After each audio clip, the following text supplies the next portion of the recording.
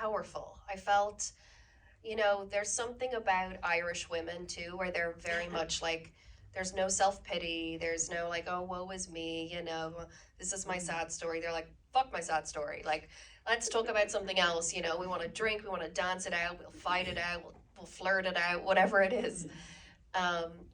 And that's something that I grew up with. That's how I learned to communicate a lot, my friends and the people, you know, the women in my life. So I really recognized that, and I really enjoyed embracing that and feeling kind of confident and bold, and every day it was exciting to play her. And I mean it as a compliment when I say this film, and actually all of John's films, they feel so organic. It's almost like, I can't tell if there's a script or not, but was there room for improvisation? Or? Oh my God, he's such a great writer that Yeah. I swear that was like what I read in the script was what the movie is, which is wild. But he's also really playful, really imaginative. Like the scene where I'm playing the guitar and I'm doing the Juanita song at Ian, and that was something that he made up one night and sent to me, and he goes, wouldn't it be so funny if you did this bit?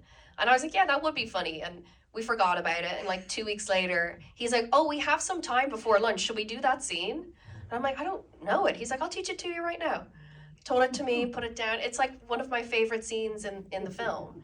So he's really spontaneous, and that's a thrill, especially when you're doing comedy, like to have someone kind of just come up with off the cuff ideas, and that inspires you, and then you're like, oh, what about this and what about that, and it's just really fun.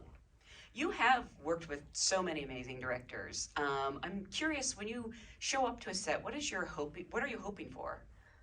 I think, gosh, I'm hoping that they want to get the best out of me, because I feel like I hold myself to like I'm hard on myself, and I don't love directors who just take like an okay take and they're like, that's lovely, that was beautiful, moving on. I'm like, no, it must be better, it must be better.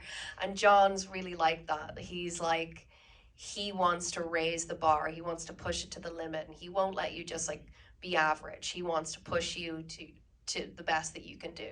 And so I think I look for that challenge, and being surprised by yourself too. Like, you thought you were going to do it this way, and then, oh my God, it turned out completely different. You turned it on its head, and it's even better than it was before. This looks like it was a really fun movie to make, but I also know you're working on an independent budget. Yep. Probably didn't have many shooting days. Nope. Or many takes. Mm-hmm. What did end up being the most challenging moment or scene? The challenging moment or scene, oh my God. I think, honestly, it was just the workload of, you know, you're a lead, so you obviously have a lot to carry. But because we were writing the songs at the same time, I didn't have a lot of time to learn them. And so I would have to go home and not only go over my scenes for the next day, I would also have to learn it on guitar. And I would have to learn the lyrics, and I would have to, you know, try and write more stuff for the next song that we have to shoot the following week. So that, I think, was the biggest challenge, was just like a lot of different technical things I had to master throughout the day. Did you know going in that you were going to end up being a songwriter as well? No. I mean, I thought that, you know, you sign on and you do these musicals, and they write the songs like before you shoot, and it's your prep is your rehearsal, and you're there, and you have a singing teacher, and you're like la la la la, but this was None like of that. No, we had no songs. And when we did meet in the middle when I met Joe that first day, we wrote that song in like 6 hours.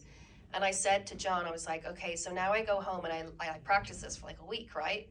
He's like, yeah, just go jump in the booth and like, we'll just sing it. And if we don't like it, we won't use it. And so I had to go in there and sing it, and that's the track. And then we shot it like 3 days later. Wow. Yeah. I mean, in some ways, is it kind of freeing when you don't have time to overthink it? I think it was good Yeah. for me to just go, okay, like I don't have time to shit my pants here. I just have to like, I have to do it. This movie, people love this film so much, and I think it also really came at a time when people kind of needed it, if that makes sense. Why do you think this movie, and specifically this character, resonates so much with people? I honestly, well, one thing is like I really do, and I know it sounds kind of cheesy, but I do really want to make movies that make people feel hope and feel happy. And there's so much going on. We're so drained by what's happening in the world at the moment. And why can't we have some fun? Why can't we make people laugh? Why can't we make people feel good and have a catharsis? And this movie's 90 minutes of just like fun, laughter, a little bit of attitude, a little bit of punk, and then like, you know, love, you know?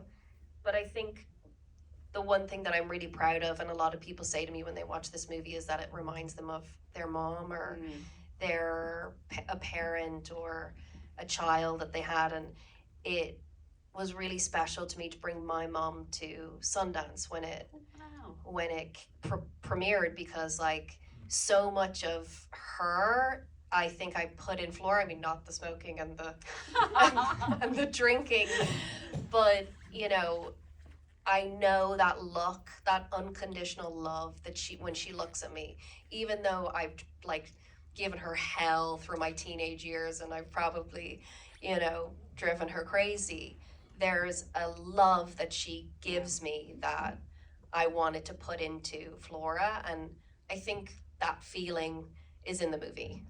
Is she glad